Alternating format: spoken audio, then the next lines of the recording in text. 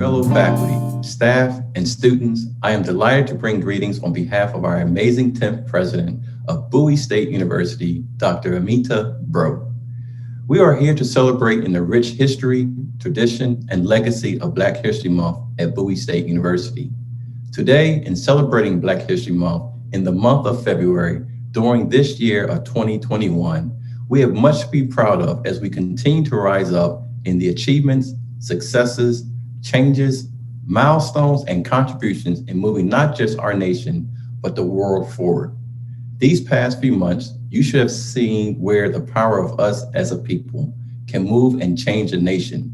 From our former Senator Kamala Harris being the first woman of color serving as the Vice President of the United States, to Dr. Kamiza Corbett being the first female scientist at the forefront of COVID-19 vaccine development. I want to personally thank our guest speaker, Mr. Wallas Wiggins, for joining BSU and the College of Education, as well as the College of Business, to celebrate Black History Month. Mr. Wiggins is truly a trailblazer in being the first Black Vice President of John Deere. He is a living part of Black history, and I am proud to have him here as a presenter today. He will speak about the influence of great teachers and mentors who have impacted his careers and has guided him on a journey to success. For my BSU students, Mr. Wiggins is here to also provide internship opportunities at John Deere. So listen up and take advantage. I want to again thank the College of Education as well as the College of Business for hosting this Black History Month program. Let me also thank all of those behind the scenes for an excellent work that you do and allowing us to showcase Bowie brand of excellence. Enjoy the rest of the program. Hello, my name is Ariel Rogers, education major in the Department of Teaching, Learning, and Professional Development. Black History Month is an annual celebration of achievements by African Americans and a time for recognizing their central role in U.S. history, also known as African American History Month. The event grew out of Negro History Week, the brainchild of noted historian Carter G. Woodson, and other prominent African Americans. Since 1976, every U.S. president has officially designated the month of February as Black History Month. In addition, February is the birth month of Abraham Lincoln and Frederick Douglass. Other countries around the world, including Canada and the United Kingdom, also devote a month to celebrating Black history. The National Black History Month theme for 2021 is Black Family, Representation, Identity, and Diversity. We thank you for joining us this afternoon on this very important occasion, and always remember, Black history is American history.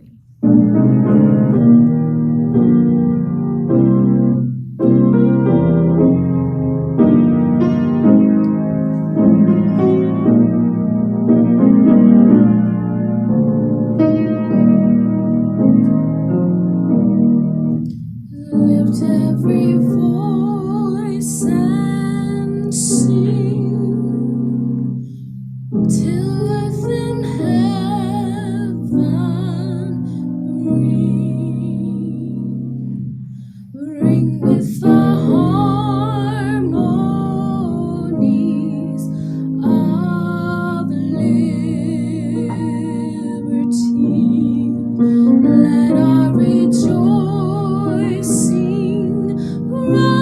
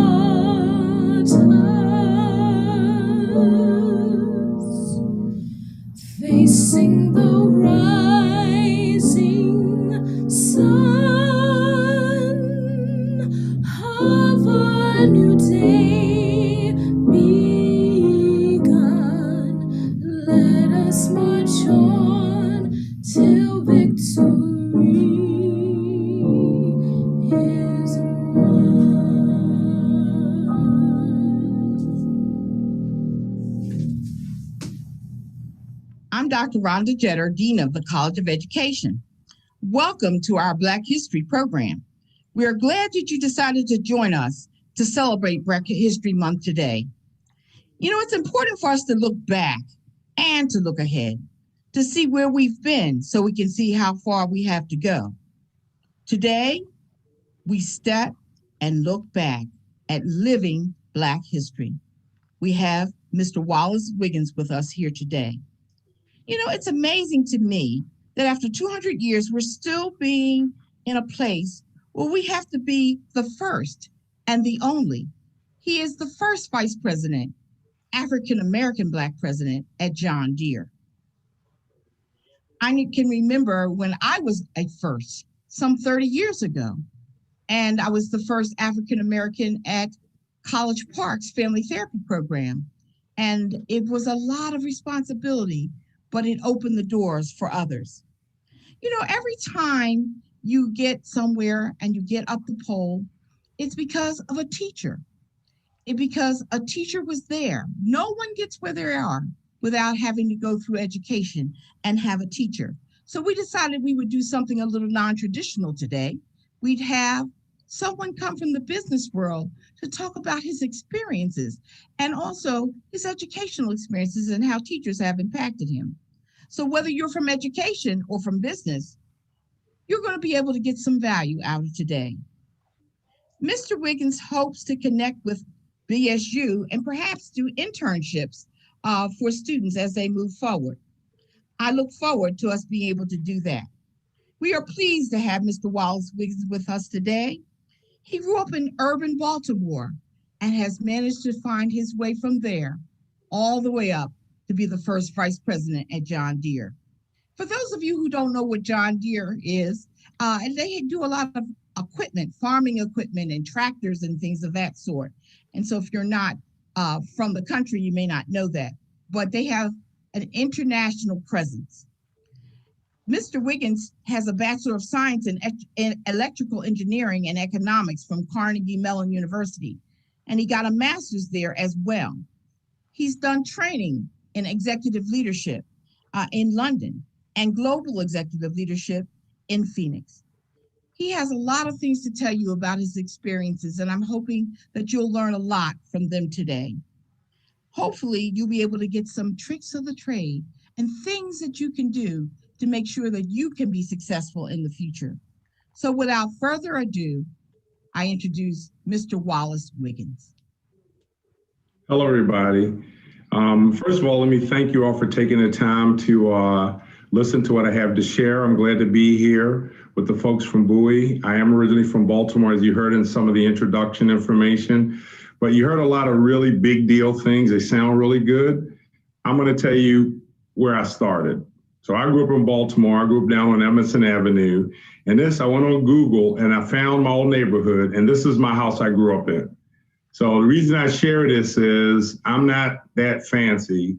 I come from way, way, way back in the hood, but I've learned a whole lot of things along my life. And I wanted to take the opportunity to share some things that I think might be helpful to you. And I'm sharing these for two reasons.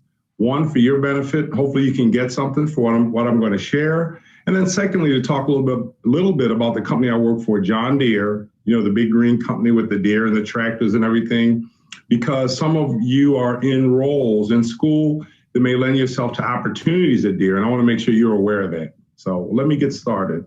So I'm going to quickly walk through this slide, which is, I call it my career story, and I'm going to fill it out, but I want to make a couple of points. First thing that's important is it's not a straight line. And so what I'm here to say is your growth, your schooling, your career, it's not always a straight line up. A lot of times it weaves and goes back and forth and up and down. That's okay. That just builds out your skill set. But as you can see, and some of this was shared already in the introduction, I'm a Ravens fan, first of all, but I started at Poly. That's where I went to high school in Baltimore. And you can see I went on to Carnegie Mellon, some other schools. But I had jobs at GM, at a company called Covison, and now I'm at John Deere. And the point of this slide is just to say that life, school, and careers, things bounce around sometime, but you can't let that slow you down. You got to take the lumps, take the curves, take the bumps, take the backups, take the detours, take all that into consideration. But in the end, you need to keep it moving forward in whatever way is appropriate for you. But let me talk to you more specifically about being from Baltimore, and I assume most of you are from Baltimore. But the first thing that's most important is your roots, and I can't overemphasize this. You know, I'm a vice president at a Fortune 500 company, big deal. I don't forget my roots. You know, I am the same person today that I was then. I learned a lot along the way, but it's important not only to not forget your roots, but to use those as a strength. A lot of people in business, a lot of people as you go up and on, won't have the same rich background you had. I mean, you might think it was a tough background, but that toughness can turn into an advantage as you continue through school and as you go out into the working world. So don't ever forget that. Be proud of that. Don't ever be ashamed of it. Education is extremely important, and that's where you all are right now. And so what I'll say is your early education experiences, in addition to the experiences you're having now, are going to be the most important thing in your development. Listen to what I said, the most important thing, because the reality is if you go to school and you get a 4.0, but you never participated in a club, you never did anything extracurricular, you never tried a special project to go above and beyond. If you didn't do these things, you missed out. If all you get is a 4.0 and nothing else, you wasted time. You need to use this opportunity to learn as much as you can about life, about other people, about getting along with other people, about accepting setbacks and working your way around them. These things are really important, and they help you in the future when you go into business. The other point in the middle there is about teachers that had an impact.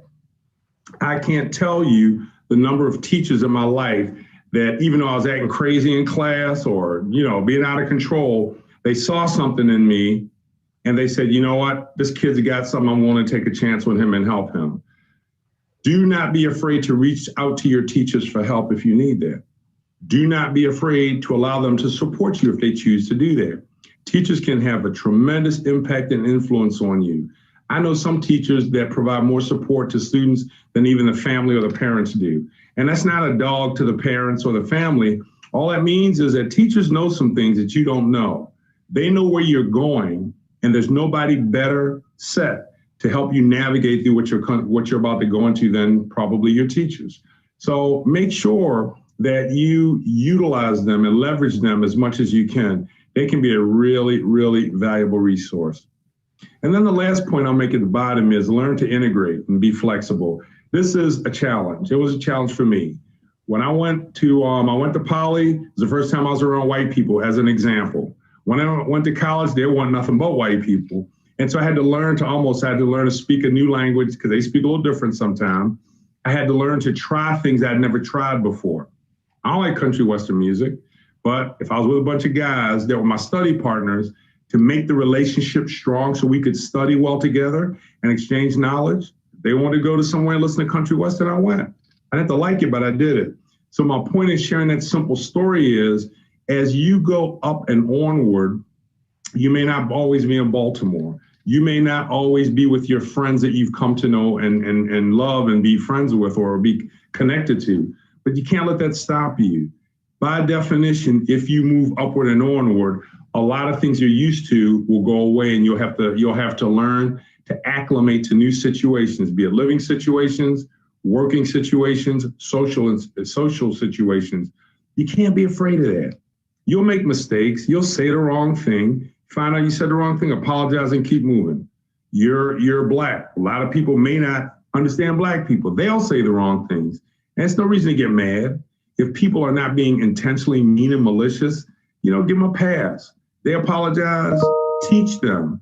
And that's one thing I've done all my life is I've used being Black, being from Baltimore, coming up poor as an opportunity to teach people something they didn't know. Because I live in the Midwest now, and a lot of people aren't like me.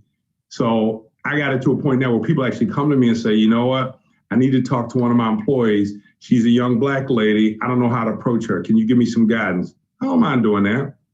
So you can actually use your upbringing, your background, your Baltimore roots, your education. You can leverage that. But the key to this thing is that be ready to do something different. I live in Iowa. It's cold in Iowa. They don't have good seafood. It's not very cosmopolitan. but I make do with it, and I integrate well here. You may have to make decisions like that too. Every job is not going to keep you close to home. Every job is not going to keep you doing things you're used to doing. And I would argue that if it does do that, it may not be the best thing for you. Everybody needs to be challenged. The things in that bullet, they represent a challenge to you. And my suggestion to you is to be up for the challenge and be ready to do something different, be flexible, and work in an environment you're not used to. It's really, really important. So with that, I'm going to switch gears and talk a little bit about my company, John Deere. So what you see is a slide here that shows the businesses that John Deere is in. We make agricultural and turf equipment, tractors, lawnmowers, things like that. Big construction equipment, you might see that at a construction site.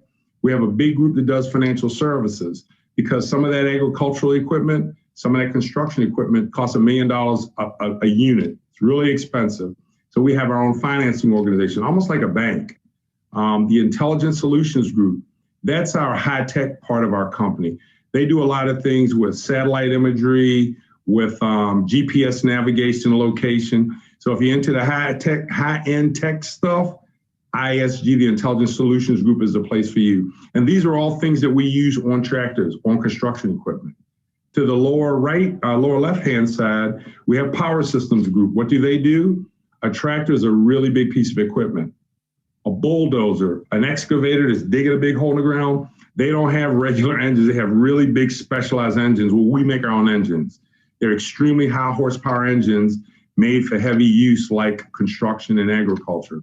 And then we have a worldwide parts organization that's it's like it's aftermarket, we call it, but it's where you go to get parts when parts break down on your machine. It's just like the Pep Boys of John Deere. We sell all kinds of replacement parts and service parts for our equipment. But John Deere is about a $35 to $40 billion company. It's a good sized company, and it's located all over the world. What you see here is just a quick snapshot of some of the locations where John Deere has either offices, sales locations, factories, or any kind of operations. And as you can see, we're real heavily concentrated in the Midwest. There's a little bit on the East Coast, there's a little bit on the West Coast. But the reason we're headquartered and mainly located in the Midwest is that's basically where farming is in the US, in the Great Plains. A lot of farming action out here. So we're where our customers are. And that's where we have to be.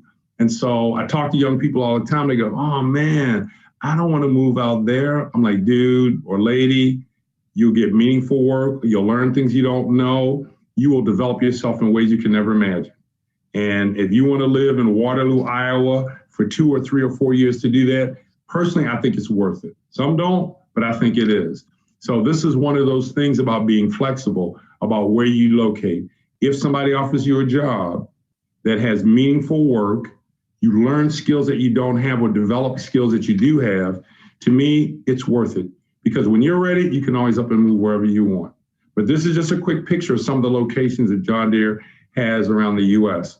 Now, with that being said, when we recruit for all those places. So this is a quick slide that shows you the major functions that we recruit for: accounting and finance, IT, supply chain or supply management, all kinds of engineers, marketing and sales, and then data analytics. Those are the big ones that we hit the market. We go to colleges, we recruit, we participate in the recruiting fairs to try to get these kind of students to come to John Deere. And typically, you're in school, in the summer you're off, we have these internships.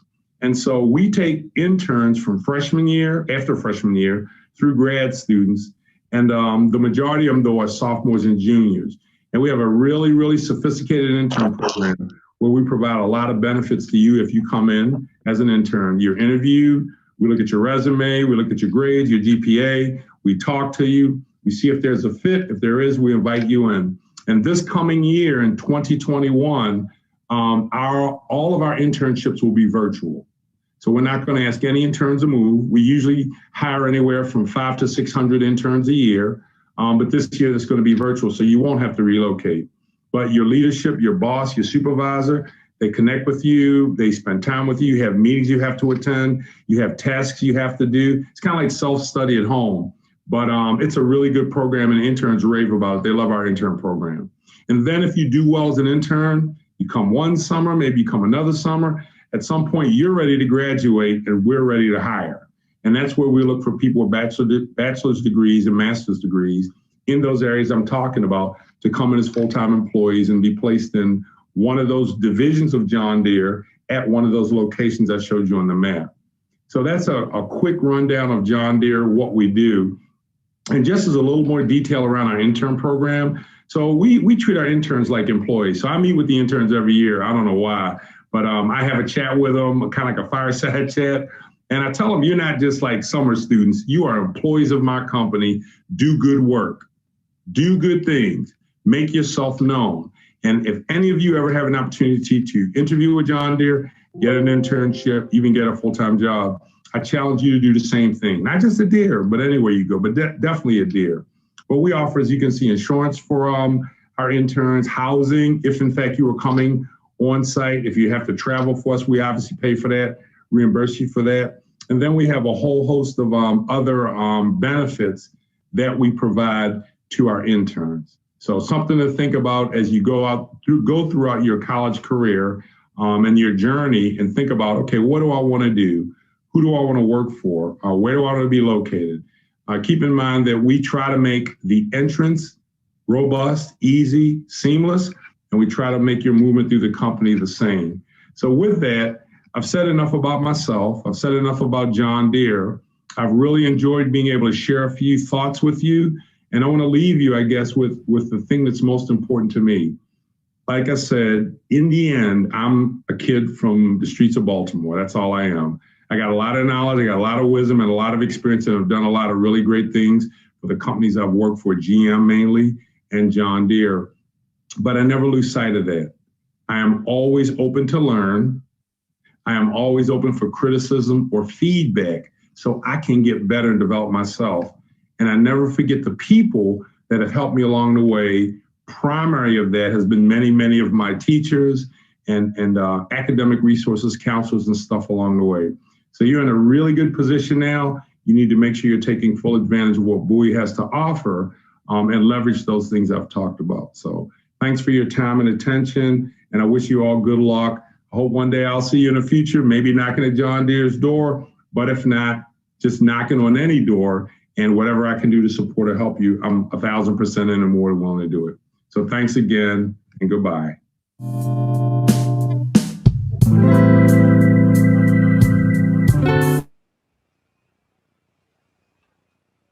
We now like to move into the question and answer session. And I just want to say thank you to the College of Education, Dean Jetter, and your entire support team for making this event possible. My name is Lawrence McNeil. I'm the Dean of the College of Business here at Bowie State University. And it's a pleasure to be here tonight to welcome Mr. Wiggins. My job here tonight is to host the Q&A session. Students, you can send the questions to the chat right now, and we will try our best to get as many questions answered as possible. So now is the time to send your questions to the chat.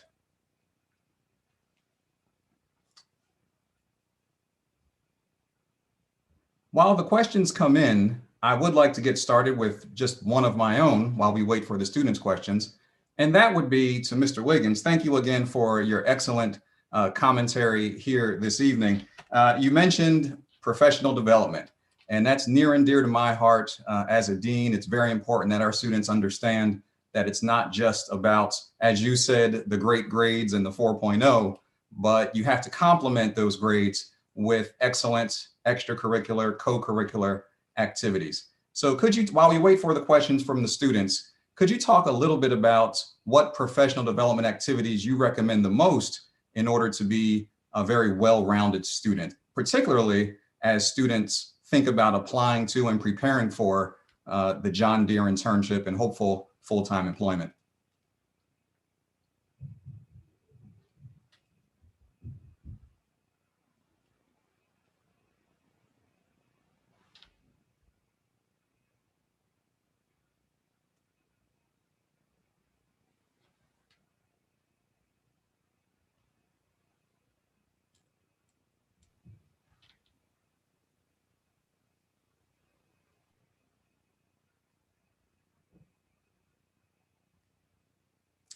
Is he still on? He's supposed to be here. Annette will help us. Okay.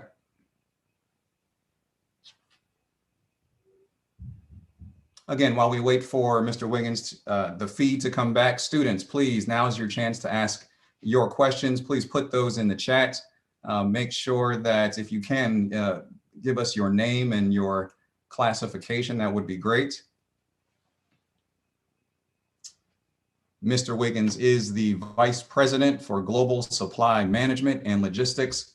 And this is a wonderful opportunity to get more information that can help you in your career, students. So please ask those questions in the chat. I see one question here. I'll wait for the feed to come up to make sure that he can hear me.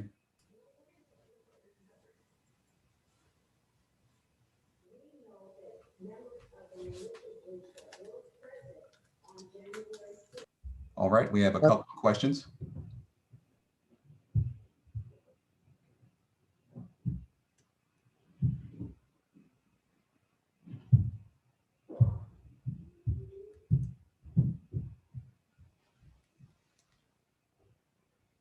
While we wait for his feed, let me look at these questions and let's see what we have here.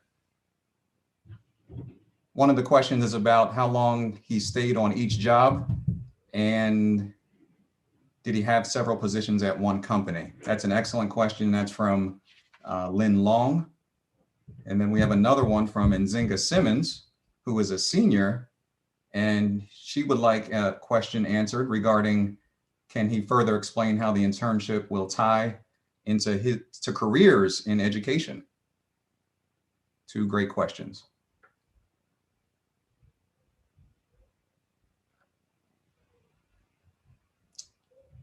And I'm contacting Annette to tell him that we don't see him just yet. So just a second. Okay.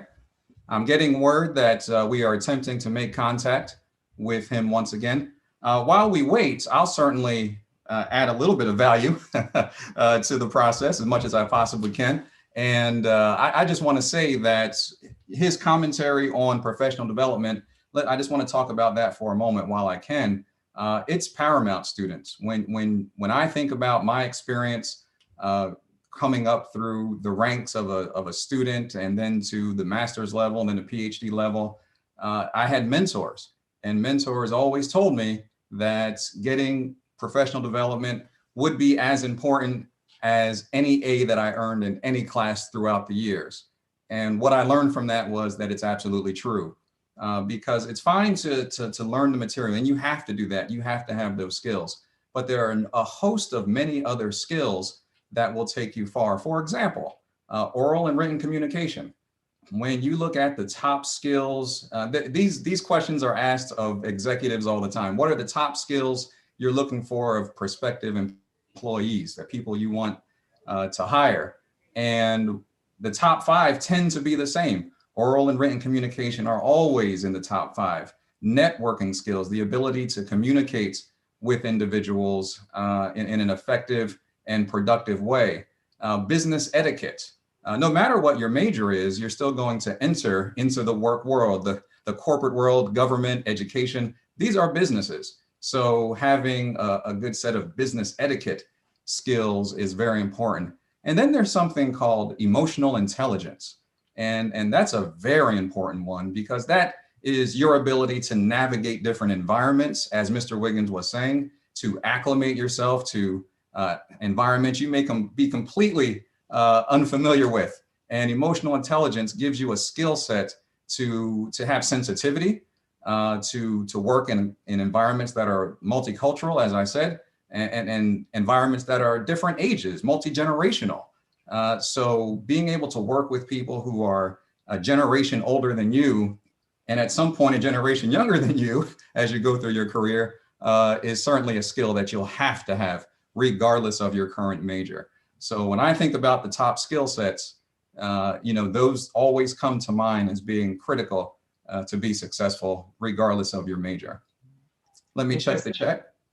And just to go back, Dr. McNeil, in education, just yesterday with our seniors, we were talking about the importance of professional development. Wow. And always being able to grow. Because if you don't grow as a teacher, as an administrator, then how are your children that you teach, that you sit in front of and you work with every day, and the community, how can they grow if you don't grow? So this Absolutely. is very, I love the way that this aligns to what our goals, our expectations are in education. And I hope that those interns who are on here tonight realize how important that is, how important Mr. Wiggins' journey Yes. was. And still, I'm sure he is still growing. I'm sure he is still growing. It sounds like it. It sounds like it. Yeah. So I would love to have met him in person. Love to have met him in person. Absolutely. Well, I'm not sure. I've reached out to Ms. Wedderburn, and technology is wonderful when it's working. When it's not working, it can be so chaotic and such a problem. And so I going to give him another minute or two. And if we don't get connected, then we will take these questions and see that you get answers. So we will send them back to the dean and to Dr. Long, so that you can get some experience. But he wanted very much to interact live with you, which is why we tried to do it this way. But I must say, we're over my intelligence level when it comes to this level of technology. So yeah, we will see. Well, we were just having a conversation on professional development and how all of this ties into and aligns with education and what we do over in the department. So this is great, really great. It really is, and in this environment, we could just do it again. Let's just set it back up and just call me so we can. Yes, so we can have some dialogue. Yeah. My goodness, you over there in the school, in the College of Business, we don't even see you. I know. I saw your name, and I said I recognize the name, and I said, maybe it's a student, maybe it's a professor, but I've heard it before. Yeah. So good to meet you virtually. Yeah, nice to meet you. Nice to meet you. Yes, indeed. And we do have some faculty here tonight. And, yeah, I see in the participation list. I don't know if faculty may want to say anything. We have some supervisors. We have a couple of adjuncts here. Oops. Of course, somebody's horn is blowing right behind me. I'm going to put myself on mute. Oh my goodness, that'll happen. That'll happen. Does anyone else want to comment? I think our going theme here is professional development. Anyone have a comment? I would just say that getting a doctorate is just a level you're at, and professional development always keeps you current and sharp. And so I encourage people to get all kinds of types, all different types of professional development to keep growing. And so that's what I would say is continue to grow, and you'll be relevant all the time. And it's something that nobody can take away from you. Yeah. You know, people can take, sometimes they try to take your dignity, but what you know, they can't take. Exactly. And interns, you know that. That's why this degree is so important for you, because nobody, after all the hard work that you are doing this year with students virtually, nobody can take that experience away from you. So just remember that. The more you grow, nobody can take it away.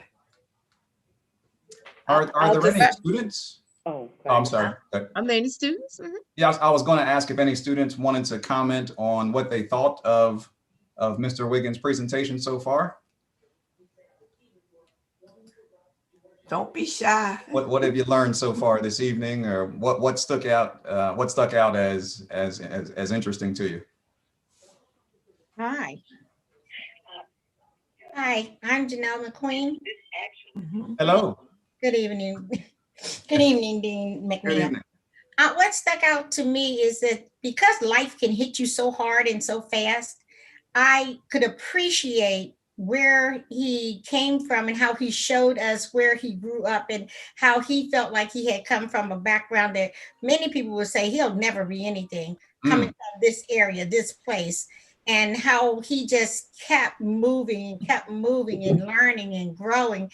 And according to his graph, the ups and the downs and the bumps and the bruises you take just moving forward to be the best person that you can be. I got very, very, very much encouraged because I have taken bumps and bruises and detours and I'm still here and I'm still moving forward. So I want to say I really appreciate his story to excellence. It was wonderful to me. Excellent feedback. Thank you for that.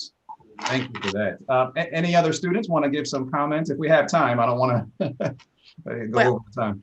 We have a few more times, and what we'll do is wrap this up. And we are sorry that we didn't connect with Mr. Wiggins. We'll have to have him come back and answer questions live, but we will take these questions and get some answers for you. Sounds good. In the last couple of minutes, do any other students have any comments they want to make about what you've heard here tonight from Mr. Wiggins? Or even from us? There's some interesting comments in the chat that students have shared. Oh, I see those, yes. Oh, Brittany Moses says a takeaway for me was his statement of be up for the challenge. Wow, that's big. That's the acclamation. And I added the words emotional intelligence and all of these things kind of mean the same thing, just being up for the challenge. And the way you do that is to have previous experiences, right? You know, the more experiences you have as an undergrad or as a graduate student, the more you're prepared for things that are going to come your way. And when things happen that you have not experienced before, you'll have at least a foundation for being able to handle those new events. Great question from Leanne Roper. She also says, oh, that was Brittany Moses. Leanne Roper says, I love his story. And I appreciate him sharing that his path towards his goal was not a straight line. I have had a very similar story. Very nice commentary. We actually had a question from Nzinga Simmons for him, and hopefully we can get this question to him. Can you further explain how the internship will tie into our careers in education? Yeah, that's a good one because his presentation, at least the career options there for the internship were very business oriented, but certainly getting some careers in education interns or some education interns is an important question. And I wanted to thank Dean McNeil for an action experience and showing us what happens when things don't go the way you're planning. And he did an outstanding job keeping things alive, asking questions, checking with people. And I so appreciate that, Dean McNeil. And we're sorry we weren't able to connect with Mr. Wiggins. It's a technological problem. I'm not sure what happened, but we are so glad you came to join us and hope that you did take something away from this experience, because I do think all of the things that you learn, regardless of whether you're business or education, you have to figure out how to get down the road and how to be a success. So I hope that you were able to take some tips from this. So I thank you all for coming. I thank you, Dean McNeil and the College of Business, for joining us. And we certainly hope to have some internships with John Deere from our students here in business. So thank you so much for coming out. And we look forward to having you at our end of the year program that we hope to have our 21st Star Awards. So thank you so much. Take care. Thank you, everybody, for coming out. Thank you.